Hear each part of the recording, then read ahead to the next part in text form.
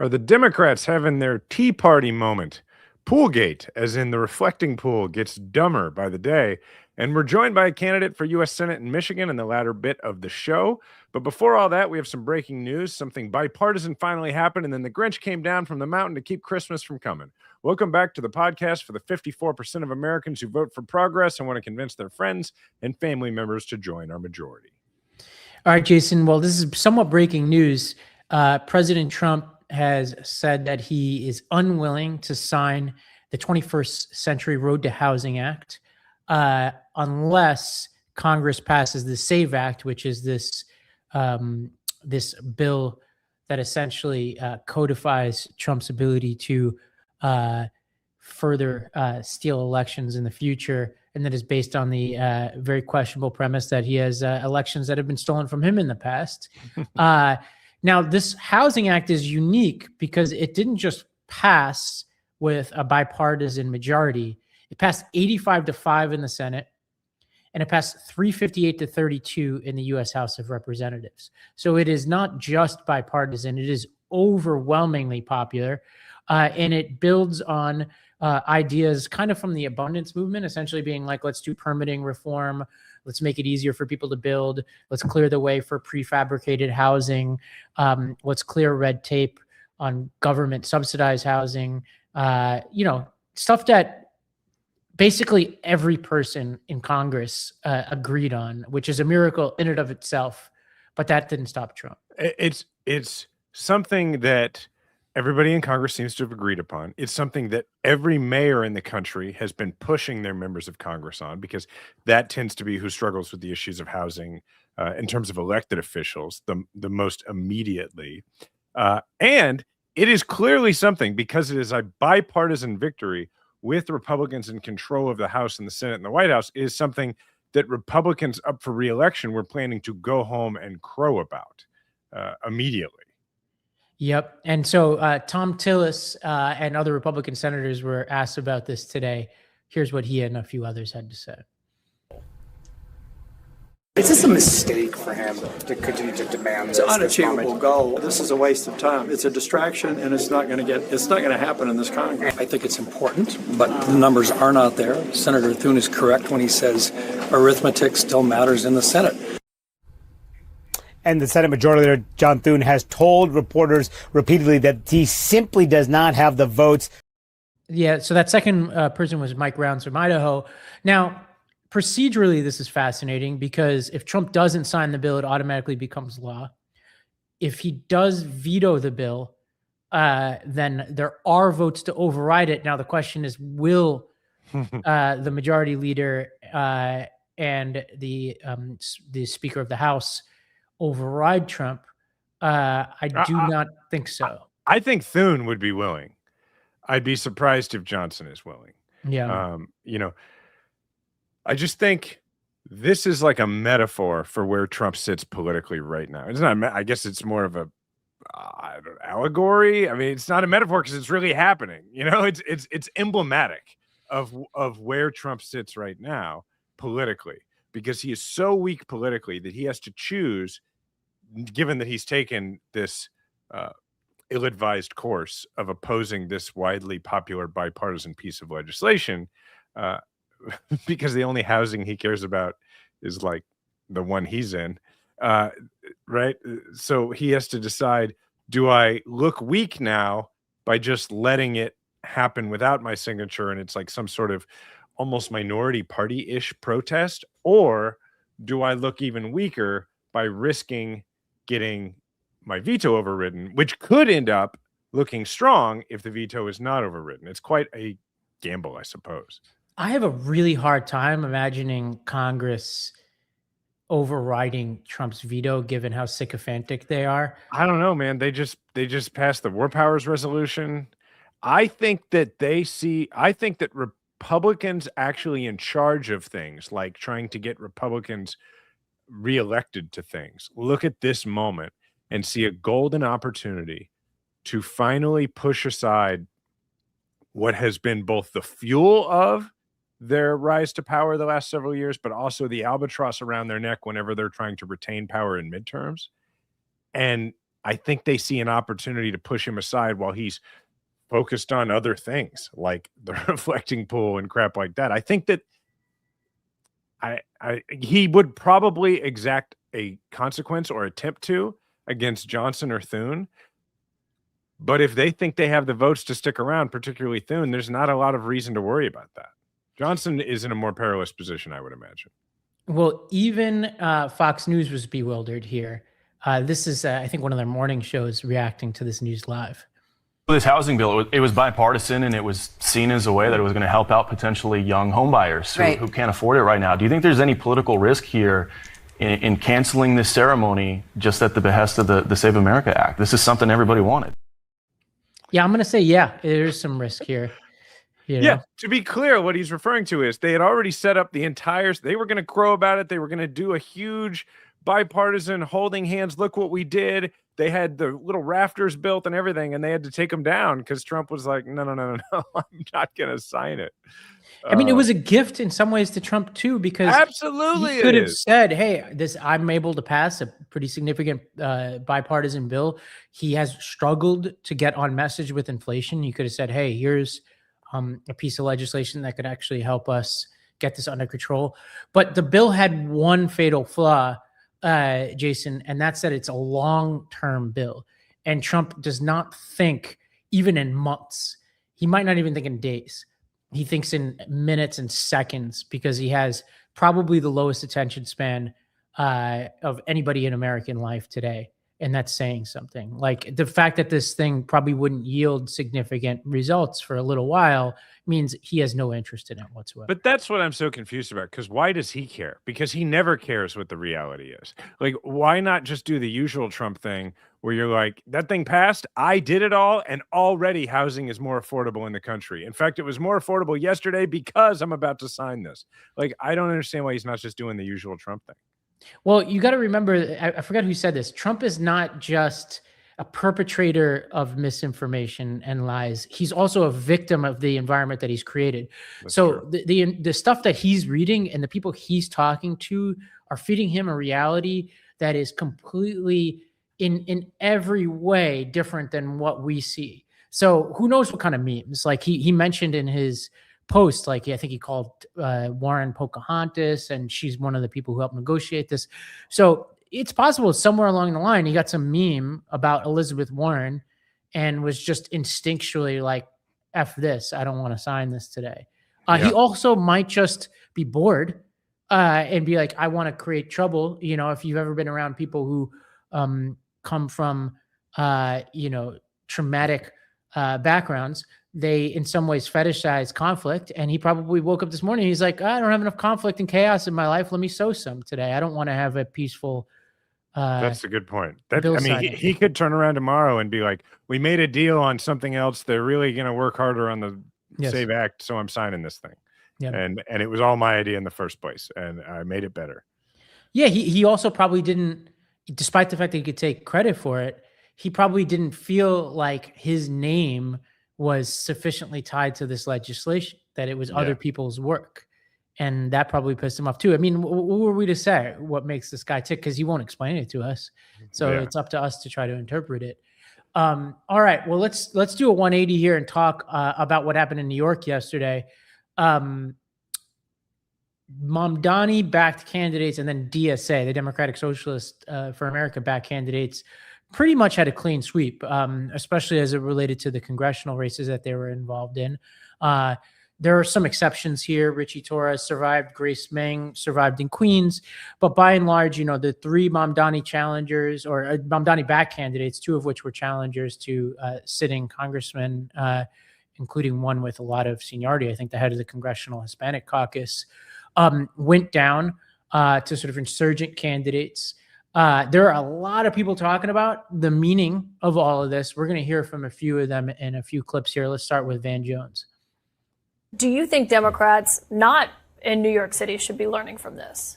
Well, first of all, New York City matters because the two most exciting left-wing candidates are here, AOC and Mamdani, but also this is the stronghold for the establishment, Schumer and Hakeem Jeffries. This is a battle between the establishment and this insurgency. and the roof is collapsing on the Democratic Party establishment tonight. So that is Van Jones about the establishment. Here's Stead Herndon, who I think is still with the New York Times, or at least used to be at the New York Times, on what does it mean to be the establishment and who went down last night. So Mamdani has accrued political capital to spend it. You know, when I talked to him last summer, when he was running in that general election, he was clear that he was going to endorse on the basis of his political project and who he thinks is most helpful for that. And so that's going to run him afoul of establishment largely. And I sometimes think we talk about establishment like it's just, white guys in suits in DC, but there's a black establishment. There's a Latino establishment. And in New York, there's a Dominican, there's a Puerto Rican establishment. And the purpose of that outsider candidacy is going to disrupt some of that. And he knows he's doing that. Did that. What the heck is going on with this text screen on the left? Right. I know. I wanted to mention that when I saw this clip earlier today. So for those who are just listening, there's the regular panel discussion going on CNN, and then there's a text. It looks like a group thread, and it's like Scott Jennings and Hinojosa and people commenting on the news. I'm sorry, do we not get enough Scott Jennings on CNN? Do we also need him like in the comment section during the panel? Did you see Toy Story 5 yet with your kids? I have not. Man, well, it's kind of a scary movie in the sense that it talks about like how our collective attention spans are shrinking and we're all glued to these devices. Basically, the quote unquote villain for part of the movie is a tablet. And it paints this sort of dystopian, I think, accurate picture of where we are with our attention span. And I think that clip kind of, I get why it works, right? Because you see the little dots as Scott is getting ready I'm like, to what reply, is going on here? and it makes you want to like see what he's going to say. I get how it's like, that works. this is what I want. I want not just to look at a 7-person panel, like it's like the Sunday NFL Fox show, but I want them also multitasking while I'm watching them, which means now I'm multitasking because you're then showing me what they're So it's like, I mean, okay. So all right, well, back to it. So the point being, there's multiple versions of the establishment. Yeah, and I wrote about this in the Wall Street Journal 2 weeks ago or a week ago about how I actually think like what we call the establishment is, for all practical purpose, so diminished that it's not worth talking about. Where like these organizations like the Third Way, the DNC and all that have no power anymore, very limited power. And actually the people who hold the cards are people like podcasters, like us, and a lot of people we've collaborated with, a lot of the insurgent people, the streamers. And those are the people who increasingly decide who is going to emerge in these primaries or not. And it's for a lot of reasons, but a lot of it's the attention economy. So who goes on Crooked Media or on our network or whatever is actually super important in the life of a candidate. In some cases is more important than a lot of the traditional organizations backing people before. And that was my theory. Certainly seemed to be the case last night. One of the members of this so-called new establishment, Crystal Ball from Breaking Points or Breakpoints, whatever they call it, tweeted the following. She said, last night also demonstrates the problem with AOC's don't rock the boat strategy, since she has refused to endorse against sitting members. She is on the sidelines of a movement that she herself helped to kick off and logically should be leading, missing the entire Dem Tea Party at the federal level because the once insurgent is now a de facto incumbent protector. I think this is overstated. I totally agree. Yeah. First of all, it's interesting that Crystal is calling this the Dem Tea Party, which we'll come back to in a second. Yeah. But also, it depends on who AOC wants to be here, right? Like if AOC wants to run for president, which she's very, polling very Senate. high. Either one, Senate. Like you need more than just one side of for things. Sure. She needs people like me and needs the DSA people. And for people like me, if I see her endorsing some of these candidates who don't share my values, that's going to turn me off. If those people within the sort of Tea Party, as Crystal describes it, see her endorsing people I like, it's going to alienate them. I don't think AOC has a lot to gain from getting involved in these primaries at all. It's not her game. Why would she do that? I mean, it doesn't make sense. It's like she is the OG of the movement. She doesn't have anything to prove. In fact, there's a better argument to be made that if you want the movement, if you're part of this movement and you want the movement to be able to get things done and not just win elections, but actually make a difference, then you need people who come from the movement to move up into the ranks of the leadership of the party and be able to gain votes from people who are not exclusively in the movement. So I disagree with Crystal on this. Well, Paul Rakoff, who was on this podcast not too long ago, tweeted the following. He said, the far left is on the march. It's bigger than Mamdani and it's growing. The primary game is rigged and the DSA knows how to play it, especially in New York City. Only 55,000 people voted in the race to pick my member of Congress. I wasn't one of them, just like tens of thousands of other independents that are blocked out of these closed and determinative elections. Like plus 90% of House races, the primary is the whole game. And this game is over. There will be no independent, no real Republican, not even a moderate Democrat. And then he goes on to talk about how Brad Lander, who won the race in this congressional district that I live in, actually that I wasn't able to vote in either, because New York has this weird rule that if you move to a district, you have to wait like 90 days to vote in that primary, which is ridiculous. And it might not be 90 days, but it's not immediate, which is when it should be. Like you move into a district. For a progressive state, New York has some of the most outdated, traditional voting laws they have for quite a long time. And I think picking this apart is going to be like complicated because, again, primaries are not the general election. So like who wins a primary in these increasingly gerrymandered districts that are very blue does not tell you any more than who is going to, like, what the trends are within the Democratic electorate itself. And I do think these tell you something about the Democratic electorate. We're going to talk in a bit to Mallory McMorrow, who's running in the Democratic Senate primary in Michigan. If after this, this wave of primaries, we start to see people like Abdul Al-Sayed win in Michigan. We already saw Plattner win in Maine, who was on this podcast not too long ago. And then you put it together with things like this, then you start to see a bit of a trend that says, okay, there are a lot more people who call themselves socialists or democratic socialists winning in these races. A lot of people are also running on the Israel-Palestine issue. That would be a trend. And then I think we can start to hash that out and say, okay, how did those candidates perform in the general election? Yeah.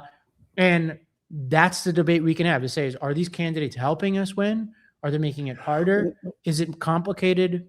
That's the debate we can have. Well, here's what's muddied about that, right? Is that certainly with Michigan, for instance, if you have a DSA candidate win, you'll be able to judge how did they perform relative to other, states that are swing states in the general election.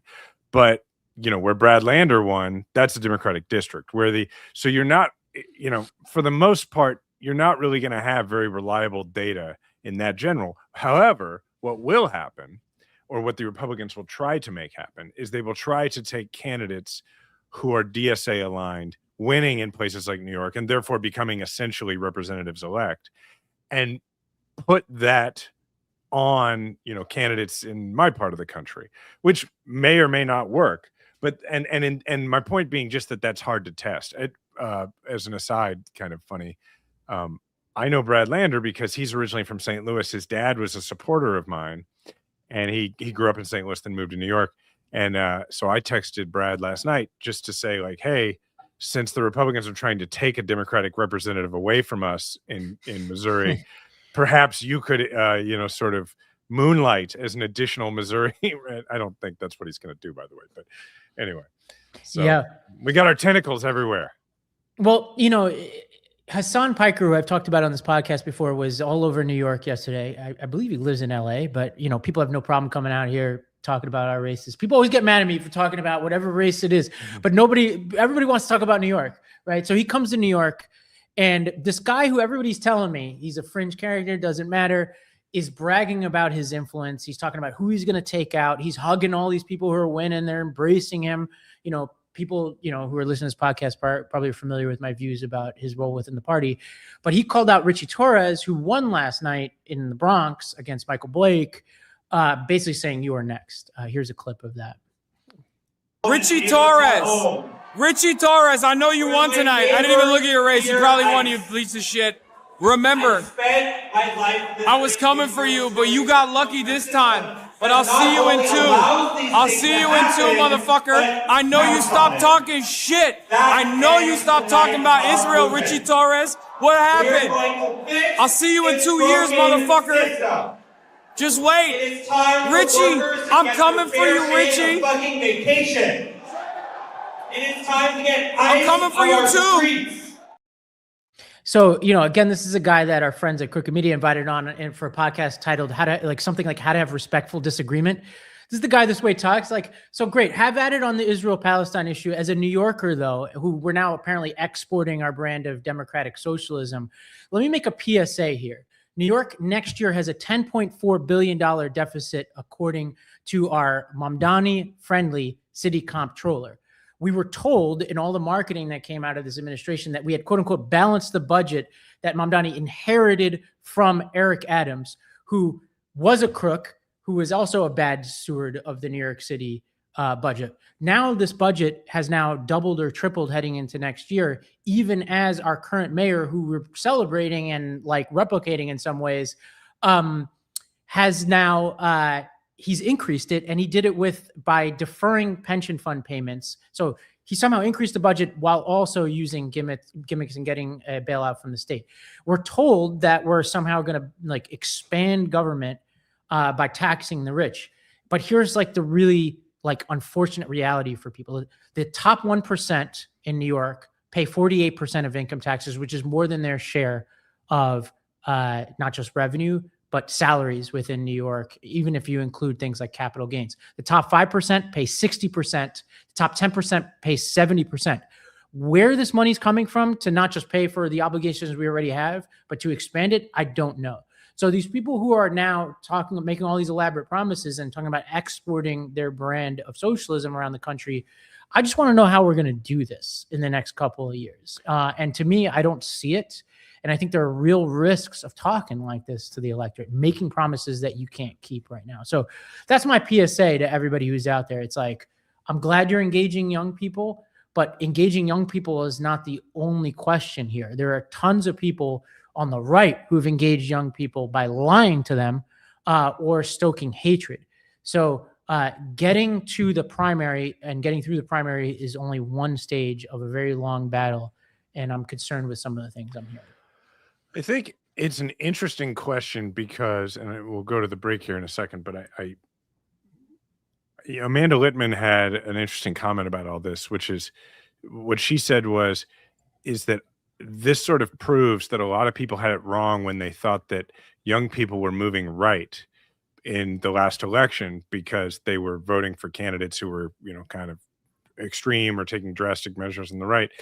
And a lot of those people now seem to be crossing back over and going a different way, but going still extreme. And her point was, no, young people are just exhausted by the inaction. And so they're looking for people who want to take huge swings because they feel like anybody who wants to take a huge swing seems to understand that nothing is okay. But your point is a good one, which is that if you were going to make these kinds of promises, at some point you're going to have to keep them. It'll be interesting to see whether, to keep the Tea Party analogy going, the Tea Party remained a minority within the Republican Party and may have cost them in the long run, but also really powered their rise. And so if you fully take the Tea Party example, it may not completely backfire. You may not always have to deliver on all of it. You just might have to make an earnest effort to. So we'll see. Yeah, but it's like the general American public who suffers when that's the kind of politics. Oh, no question. Right? Politics of extreme aren't generally not super helpful. And I say that as somebody who has been credibly accused of socialism on certain issues. Right. So I'm okay with expanding government if you deliver, right? I forget what they call them. They call them, what do they call them? I forget. There was in Minnesota, there was a movement, sewer socialists or something, where they were really all about delivering for the people and making government work. If we're like that, I'm all about it. I have not seen it in New York yet. And I have very little evidence that the people that we're electing are spending a lot of time thinking about delivering for the American public. But Ravi, the Knicks did win. Yeah, but you know what hasn't happened? There are a sizable amount of people in NYCHA public housing over the past 2 to 3 months who have not had functioning heating in their buildings because we have a major crisis in public housing that's been going on for a long time. And I've already talked about the education system here. And to people like Amanda, I would say, be careful what we call left wing.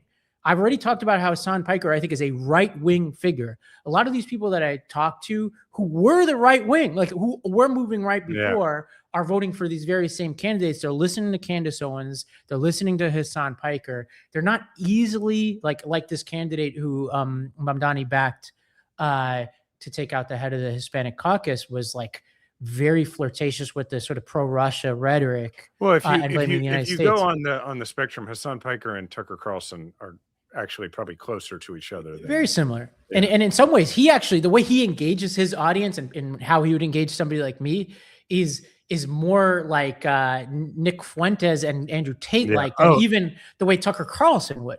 It's WWE politics, right, is what it is. Like, look at the way that video was. I mean, he's just, I'm calling you out. And that's tame, by the way. Yeah. That's tame if you see his videos. Well, we're going to take a break. When we come back, we'll talk about, one or two other issues coming out of these elections, and we'll talk about Poolgate, and then we'll welcome on Mallory McMorrow to talk about Michigan.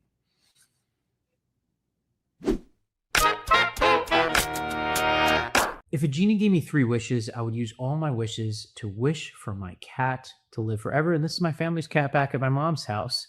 But since genies don't exist, as far as I know, we feed our cat Smalls. Smalls is a fresh human-grade cat food that does so much more than just feed your cat. It helps them live a full, healthy life. Most cat food out there is made with meat byproducts, cheap fillers, and artificial ingredients, basically stuff that isn't great for your cat. Big Pet Food does this because it's cheaper to make. But what they save on cost, your cat pays for with their health. Smalls is different. Their fresh recipes are made with at least 80% animal protein, and they're gently cooked to retain all the nutrients and flavor. They never add fillers or artificial ingredients, and their food is so healthy that 88% of cat parents say after feeding their cat Smalls, their cats have better digestion, a softer and shinier coat, and more energy to play because it's actually good for cats. Your cat's health and longevity starts with what they eat. Try Smalls and get 60% off your cat's first order, plus free shipping and free treats for life when you go to smalls.com/majority54. One last time, that's 60% off your first order, plus free shipping and free treats for life when you head to smalls.com/majority54. Longtime listeners of this show will know many, many years ago, I was talking about AG1 when it was called Athletic Greens, and I was an evangelist for this stuff before they ever became sponsors, and I've been using this stuff ever since. It's just 1 scoop plus 8 ounces of water every morning, and AG1 is a daily health drink with a multivitamin, pre- and probiotic, superfoods, antioxidants. 1 scoop, 8 ounces of water. And this is a next-gen formula that delivers 75-plus ingredients backed by 4 clinical trials. It's clinically shown to support gut health, fill common nutrient gaps, and improve key nutrient levels within 3 months. And for me, I've been traveling so much the past year. I bring this stuff with me on the road. In some cases, I have it shipped to me on the road. And it's good for late nights, long weekends, spontaneous plans. Life happens. AG1 helps you keep the one thing consistent. For me, I'm in my apartment. I have this whole cabinet full of all kinds of supplements. If I'm in my apartment, maybe I'll take a lot of them. But you really get, you have to make sacrifices when you're on the road. And that's when you kind of make the choice as to what's the most important supplement to you. And AG1 is always the first thing I pack when I go on a trip. And it fits seamlessly into your daily routine, and you can feel the benefits just like I do. So visit ag1.com/majority to get a free morning person hat and free AG1 flavor sampler in your welcome kit with your first AG1 subscription, which is an $82 value. That's drinkag1.com/majority. The news cycle does not come down because it's summer, unfortunately, which is why more people are becoming a lot more intentional about how they decompress, and that's where IndaCloud fits in. IndaCloud is a fully legal online cannabis dispensary for gummies, exotic flower, premium pre-rolls, zero sugar THC sodas, energy gummies, and extra strength sleep gummies. Everything is federally legal, have THC, it's lab tested and shipped discreetly to your door, because staying informed is important, but feeling emotionally overheated 24/7, that part is optional. IndaCloud has a great variety. Energy gummies for surviving overloaded summer schedules, THC sodas for staying social without overheating yourself, extra strength sleep gummies for fully shutting your brain down at night, and flower for slowing the evening down intentionally. And the world may stay overheated, your nervous system doesn't have to. If you're 21 or older, go to indacloud.co. That's .co, not .com. and use the code majority for 30% off your first subscription order.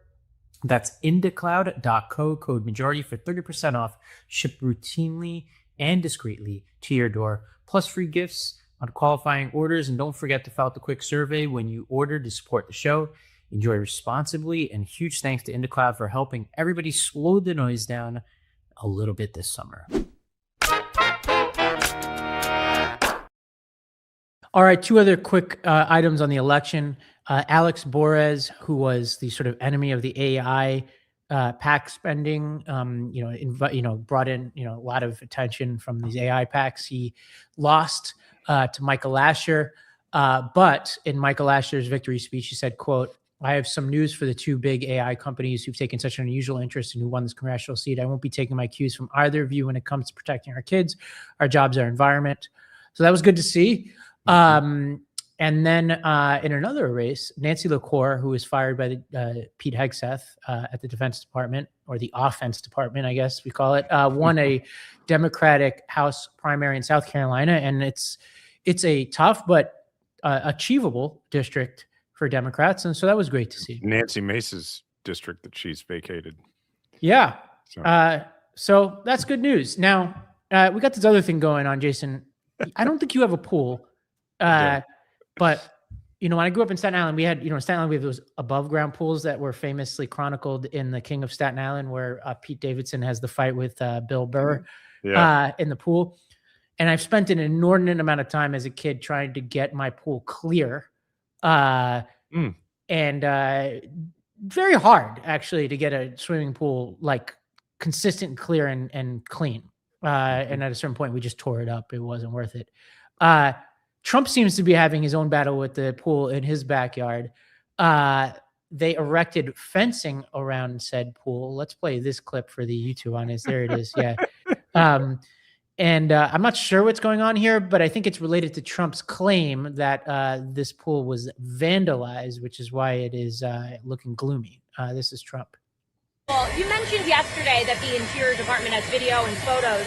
We reached out to them and they haven't shared it with us. Are you going to come tell them to release They've arrested, I think, 6 people on the reflecting pool. So the reflecting pool looks fantastic. I just got pictures of it. It's beautiful. But somebody went in with a knife and cut it. They cut it up good. And then they cut a 350-foot slip in the form of lots of little slips, real horrible stuff. And they destroyed the grass.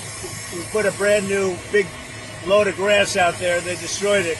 So it's all being fixed, but it's a shame. So I understand 5 or 6 people are arrested. The Interior Department can refer to you on that. And I hear they have 6 people under investigation. I mean, what a joke, man. When I was in Afghanistan and Karzai was president of Afghanistan, the way people would criticize Karzai, like his not his, literal enemies that were trying to kill him, but his political antagonists in Afghan politics would refer to him, though he was president of Afghanistan, as the mayor of Kabul, because what they would say is he doesn't have any real influence outside of Kabul. And Trump, the worse things get for him politically, the more he focuses on the immediate area around the White House, being Washington, D.C., and he just looks like he's trying to be mayor of Washington, but he can't be president of the United States. And it's kind of pathetic, to be honest. I honestly think it's a good thing for us that he's focused on these things and not things that matter. It's both helpful politically for him to be so parochial, but also I'd rather him do that than bringing his attention to how he can deport more people or whatever, And I know that his people can, I guess, walk and chew gum at the same time, as all this is going on and we're talking about this, there's a purge at the, DNI is doing, and he continues to withhold disaster assistance to blue states, and any number of horrific things are happening. But at least his attention isn't drawn to finding new destructive ways to mess with the American public, or at least some of it is caught up with this. Yeah. I mean, I lived in DC for 6 years. I went to college and law school there. And I don't ever remember looking at the reflecting pool and thinking, well, that could look nicer. Like, I don't remember anyone ever caring. And honestly, I don't really care and or have an opinion about any attempt to make it look nicer. I just think his attention and just smallness on this is hilarious, and just like a great example of like there should be 1,000 people down the chain before you get to somebody whose job it is to care about this reflecting pool. But the fact that he's so focused on it, to me, is the story, not the pool itself. The American people shouldn't care, won't care, but they will care that this addled person who stays up all night tweeting random things is focused on the pool behind him, as opposed to any number of things that are of concern to the American people. He's so focused on aesthetics and the way things look, whether it's himself or the numbers or whatever. Like it's typical behavior. Well, let's sneak in one other thing before we get to our guest, because I'm not sure she's here yet. But there was this MMA fighter who won his match in the White House lawn and called Michelle Obama a man. She was asked by, noted Bills fan, Ariel Helwani, who I really like, asked him about this comment. This is what this guy had to say. And then you drop the Michelle Obama line. And I'm sitting there thinking like, why? Why did we have to go there? You're not going to fight with Michelle Obama. This is not a fight. This is not a planting of a seed like Alex Perry. I thought I was giving her a compliment. I don't think anyone viewed Michelle it as such. Michelle Obama being a man, that's like she knows how to deal with adversity. She knows how to work hard like a man. When the times get tough. The why does that come to mind in that moment? Like, you just got this massive win. Of all the things you can say, why even go there? I thought it was a perfect opportunity to show the world how great this country is with the freedom of speech. You go somewhere and you say something like that and you die, and I'm not suicidal, by the way. I'm in good spirits. I'm a little under the weather right now, but other than that, I'm good. And so in other parts of the world, you say something like that, and you're not here to speak to Ariel Helwani, so. What a coward, man. I can say this, Jason, as somebody who's taken 2 Muay Thai boxing classes. Josh Hokett is a coward, like an absolute coward. Yeah, he can fight, but he doesn't even want to own up to his own crazy comments on the White House lawn. Also, I mean, if we're gonna respond to this dude, let's respond to him, which is like, it's not an exemplification of free speech to be on the lawn of the current ruler of the country talking terribly about the wife of the former ruler of the country who was the political enemy of the that's not that's also the opposite. Streamed by Paramount, who won their bid to acquire another company because the president inserted himself into that debate. So we're going to take a break. Oh, sorry. Before we do, what I would say is, when I watched that answer, what I thought was, oh, this guy's a dum-dum. Like, I just thought, like, oh, he's just but an idiot. but like a lot of dumb people, he thinks he's really smart, and he's kind of smug about it. Perfectly said. All right, well, we're going to take a break, and when we get back, we're going to hear from Mallory McMorrow, who's running for Senate in Michigan. Put away the heavy layers. It's time for breathable, durable clothes that move with you and can keep up with anything you put on your spring calendar and your summer calendar. Mack Weldon has updated closet staples like stretch twill chinos that go with everything, and button-ups that keep you looking sharp from morning coffee to a dinner date. Discover upgraded fabrics, fresh styles, and more at MackWeldon.com. Plus, you get 20% off your first order. The Ace collection by Mack Weldon is perfect for staying comfy and looking good. The fit is super comfortable and confidence boosting. It helps you know that you look good without even trying. And Mack Weldon has been my go-to as the weather's been getting more warm here in New York. They balance classic pieces with updated details that keep you looking sharp, not flashy, just classic. Always in style and made from the world's most comfortable performance materials. You want to add comfort and flair to your closet this year. Easy to style, and versatile looks that you don't have to think about.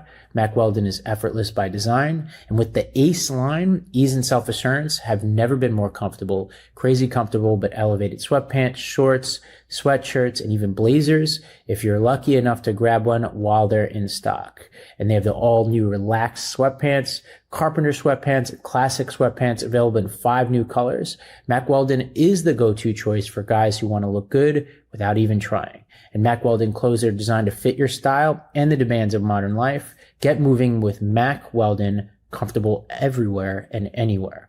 Go to MackWeldon.com and get 20% off your first order of $125 or more with promo code MAJORITY. That's Mack Weldon, MackWeldon.com, code MAJORITY. Nutrafol is the #1 dermatologist recommended hair growth supplement brand used by over 1.5 million people. Nutrafol has formulas built for men of different life stages. Nutrafol Men for guys 18 to 49, and the new Nutrafol Men 50 Plus, which is the first product of its kind specifically made for men over 50, and it addresses the key root causes of thinning wherever you are in life. Grow visibly thicker, fuller hair in 3 to 6 months. Nutrafol is backed by peer-reviewed studies and NSF certified for sport, the gold standard for supplement quality. You know exactly what you're putting in your body. Nutrafol is the official hair growth partner of Major League Baseball. These are guys who perform at the highest level, and they trust Nutrafol to stay on top of their hair game. Start Nutrafol today and make the hat optional. Visit Nutrafol.com and enter promo code MAJORITY for $10 off your first month subscription and free shipping. Find out why Nutrafol is the best-selling hair growth supplement brand at Nutrafol.com. Spell it Nutrafol.com, promo code MAJORITY. That's Nutrafol.com, promo code MAJORITY.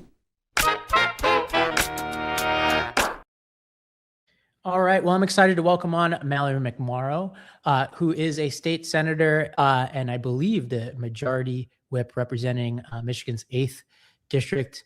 Mallory, I think we go back to the days of the arena where we were a very small supporter of your work. Really excited to welcome you on.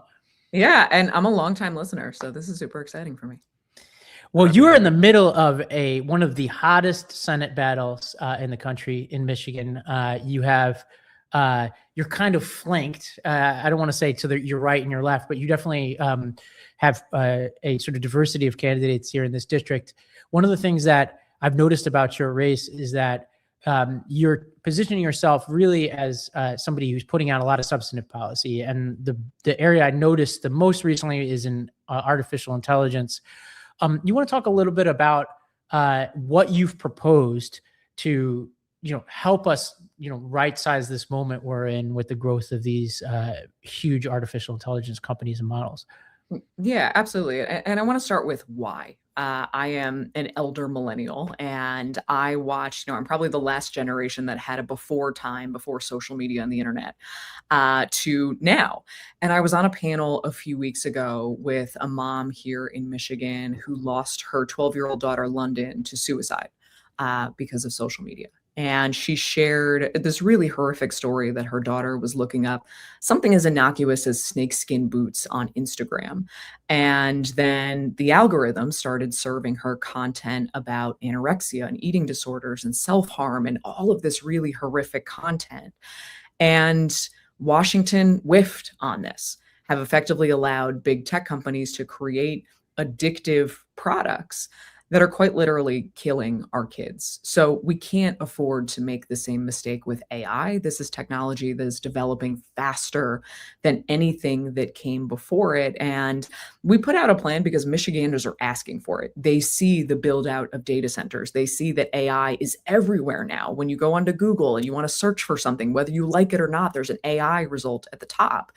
And what I've been hearing from residents is they feel like it's happening to them and it's happening too quickly. And they want to ensure that we control this technology and don't allow the technology to control us. So we put out 2 plans. One is an AI and jobs plan that simply says we should tax companies for the commercial usage of AI and use it to shore up the social safety net, first of all, to ensure that nobody falls through the cracks, but also to fund knowledge economy and white collar apprenticeship programs, just like we have for medical residencies, just like we learned from the disruption in the auto industry, to ensure that as jobs are being displaced by AI, particularly entry-level jobs, we are not robbing people of their ability to climb the ladder, to teach things like contract negotiations, people management, the things that AI sucks at and should not be doing.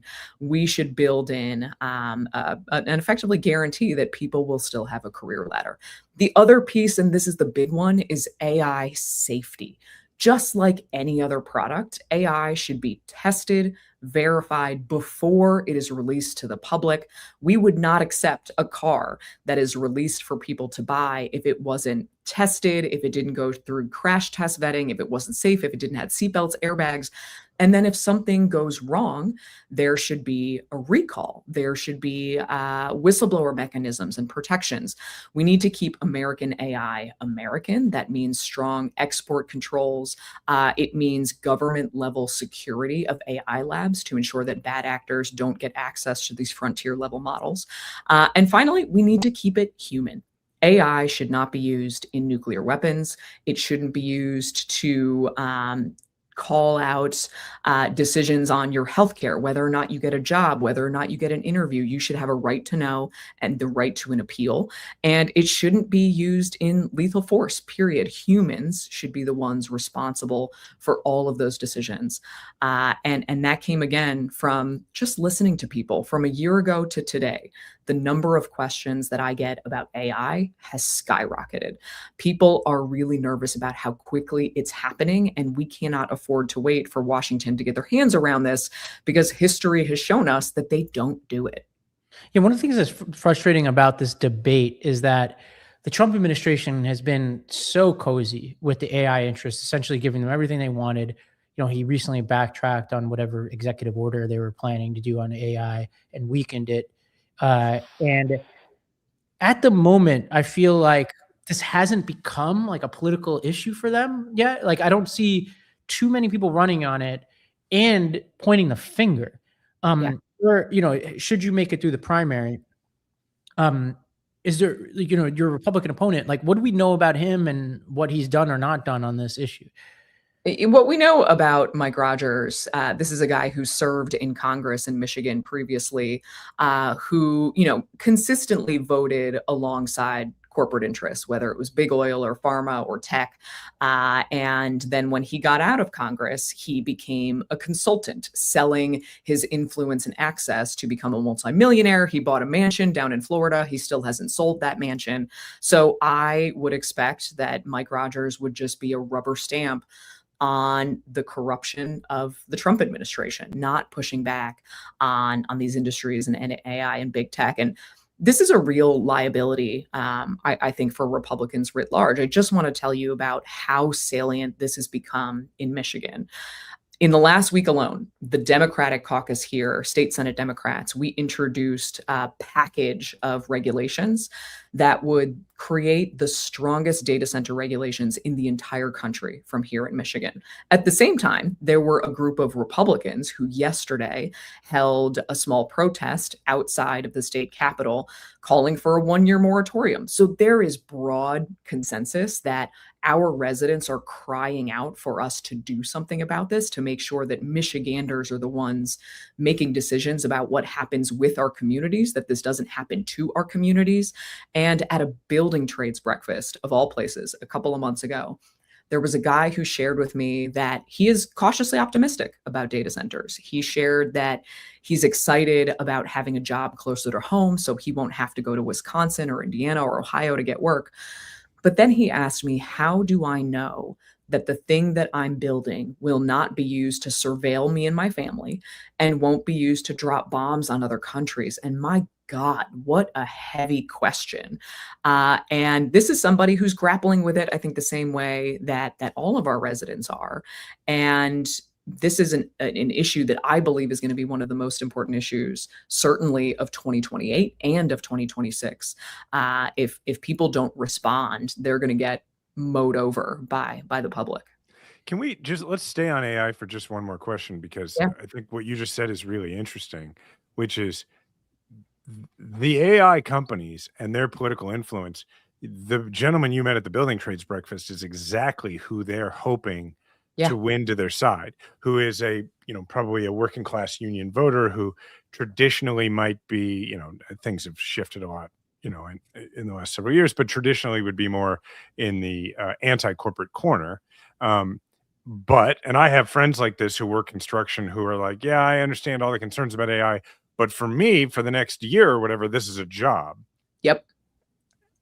And it's not enough, I think you would agree, to just say, yeah, it's a job for you, but there's all these other concerns, because then that reckons back to, us saying, well, to people in West Virginia or Ohio or, parts of Pennsylvania, we got to get rid of coal because of these things, even if it costs you a job.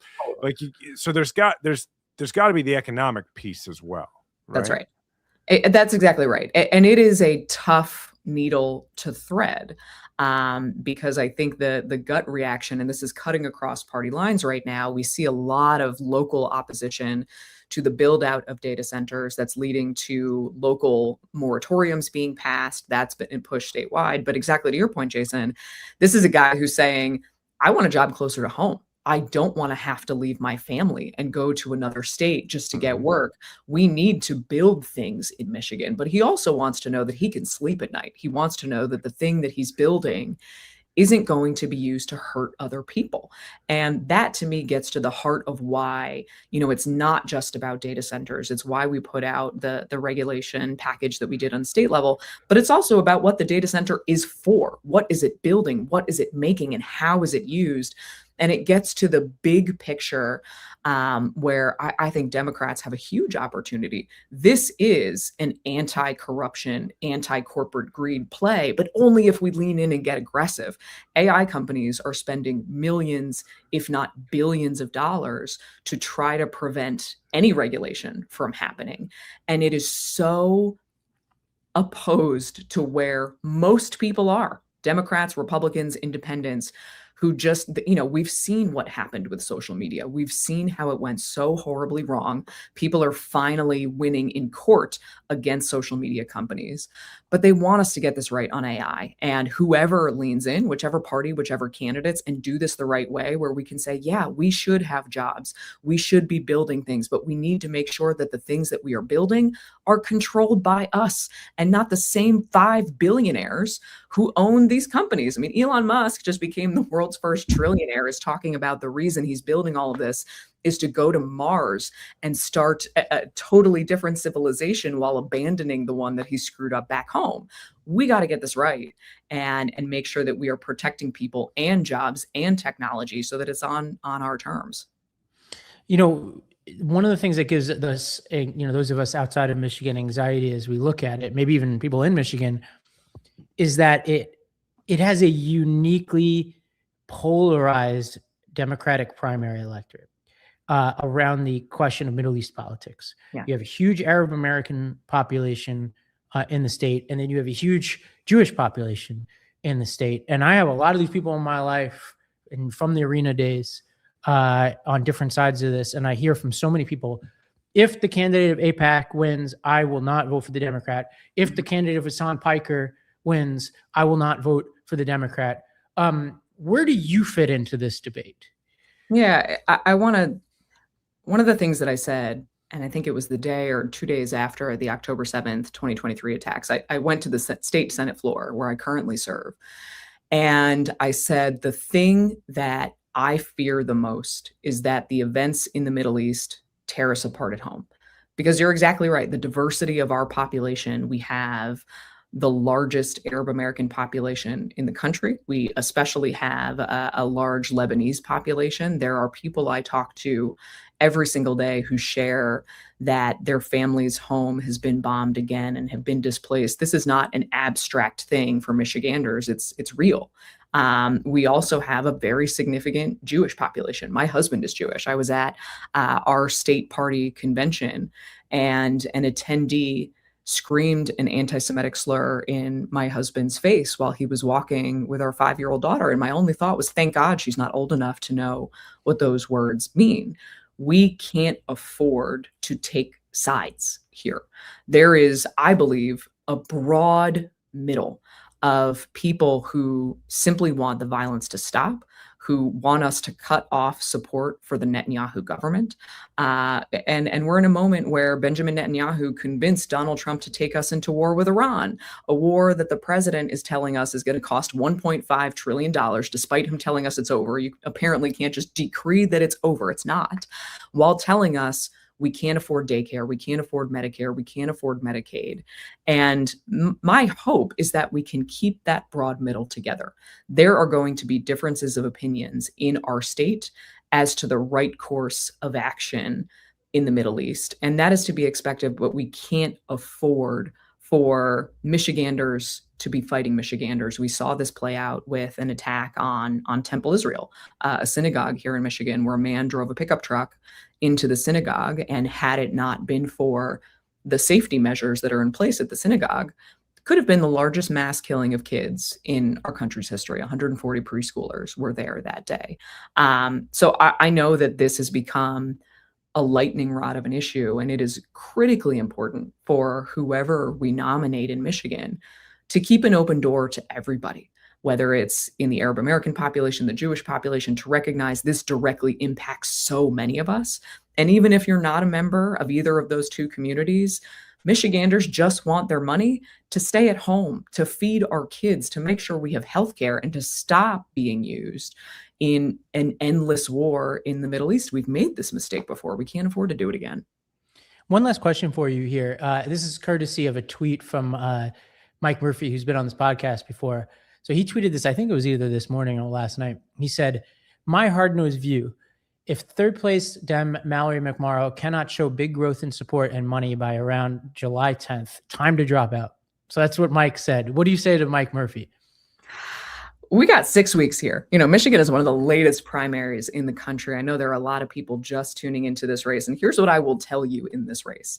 There are a lot of pundits and outsiders who want you to believe that this is a two-person race, that we either have to accept the status quo, business as usual. Haley Stevens is supported by Chuck Schumer. She takes tens of thousands of dollars in corporate PAC donations. She's supported by AIPAC. She's not doing any public events and meeting people and taking tough questions. Or that we have to accept in Abdul, somebody who promises a lot of great things, ton of good energy that I love that he brings into the race. But he's never won an election before. And we got to beat Mike Rogers in November. So the case that I'm making to voters is we don't have to settle. It's not one or the other. I am the only candidate who's won tough races before. I've beaten MAGA Republicans. I helped flip the entire state Senate to Democrats for the first time in 40 years. And as the majority whip, we've delivered on expanding civil rights, voting rights, housing, you name it, we've done it. We repealed the 1931 abortion ban. We can fight and beat Mike Rogers. We can do big change, and we don't have to accept the status quo. So that's what I'm doing. And so far it's working. I outraised a sitting congresswoman by $1 million last quarter, despite not taking corporate PAC donations. I've got more grassroots support than the two of them combined. There's a ton of energy on the doors. Our ads just went up on TV. I hope people find us. We're at McMorrowForMichigan.com, and we're going to go win this thing in 6 weeks. Well, Mallory, big fan. If I lived in Michigan, you'd be my candidate. And I know the other two personally, like them as people, but you're closer to where I am, which for some of our audience might be the kiss of death. So I'll be careful. But I'm a big fan of you. You're running against two good people, and it's people that I've worked with in the past, and it's tough out there. And this is what primaries are about. It's about competing visions out there, and I love that you have actually delivered results and won red districts before. Michigan's tough for us. And it's going to make us better to take on Mike Rogers and beat him in November. That's what primaries are for. So I'm excited. Right. So anybody who is wringing their hands about a competitive primary, that's what Republicans do. Donald Trump picked Mike Rogers and told Michiganders, you don't get to pick your candidate. I do. We are a better party. We should trust the voters and then all come together after the primary and go kick the crap out of Mike Rogers and send him back to Florida once and for all. It was a good place to end, Mallory. Thank you so much. One more time, where can folks support your campaign? We are at mcmorrowformichigan.com. Hope you'll come join us. Donate if you can. Sign up to volunteer with us. It is a beautiful time of year in Michigan. We're out on doors all over the state. You can make some phone calls, and we'd love to have you join us. All right. Well, we'll send you out. We're going to close out, but it's always wonderful. All right, Jason. One for us, man. Last night, so yesterday, my daughter Bella, who's almost 6, decided that she really wanted to go camping. And I saw this video. And so my brother had an extra tent. And so I was like, all right, let's do this. I did this with my dad when I was a kid, camping in the backyard, and then eventually going camping for real. And it was just the sweetest thing. Shout out to my son, True, who has much more of an engineering brain than me, who played a big role in putting the tent together, but then was like, I'm not sleeping out here. Because for me in the Army, like, we slept outside all the time, but it was like you just strung up a poncho over you and then you slept on the ground. So I don't have a lot of experience putting tents together. But it was great, man. We slept out there, and she just has, that child's awestruckness about everything, and was like looking at the fireflies, and there's a fox in our neighborhood, and the fox came around. And so I did not sleep well. She slept great, but it was just kind of perfect. Oh, amazing. Yeah, great video content. On my front, I've just been hanging around. I haven't gotten on a plane, as I promised. I've just been hanging around the neighborhood, and I've got my little routines. I got my tennis in the park. Actually, a listener found me there and actually said hello. I guess I made it very obvious where I was. And I went back to my boxing class this week, so I'm getting back into it. Actually, a different place that's a little bit more sort of incremental, so I'm not jumping into the fray. I really enjoyed that, so I think I'm gonna make that a part of my life. So I've just been enjoying life in New York, man, and things have quieted down post parade. Now we just have World Cup fans everywhere who are very nice and super fun to talk to. Same thing here. Yeah, you guys have them too. Yeah, I find them great tourists. I really enjoy talking to people from different countries. Some of my favorite content now on Instagram, which hits my algorithm because it's local, are the foreign, like the visitors who are in Kansas City but are making travel videos for the folks back home. So it'll be like a German guy explaining how Kansas City barbecue works, or like a British dude talking about the heat. It's my favorite thing. It's hotter in Europe now for most of these people. Speaking of video, actually, I'll send people out on this. I'm looking for somebody to help me with video, preferably in New York, but I talk to people anywhere. This is people who can help me produce YouTube videos and Instagram Reels. And so shoot me a message. You could send me an email at ravi@thebranchmedia.org. I'm looking for somebody for a contractor role for the next couple months and maybe longer, but can use some help. So if that's you, it's ravi@thebranchmedia.org. All right. On social, you can find Ravi at Ravi M. Gupta everywhere. You can find me at Jason Kander everywhere. Please leave a 5-star review. Thank you to the Midas Mighty. And remember, we all have a platform. Make sure to use yours today.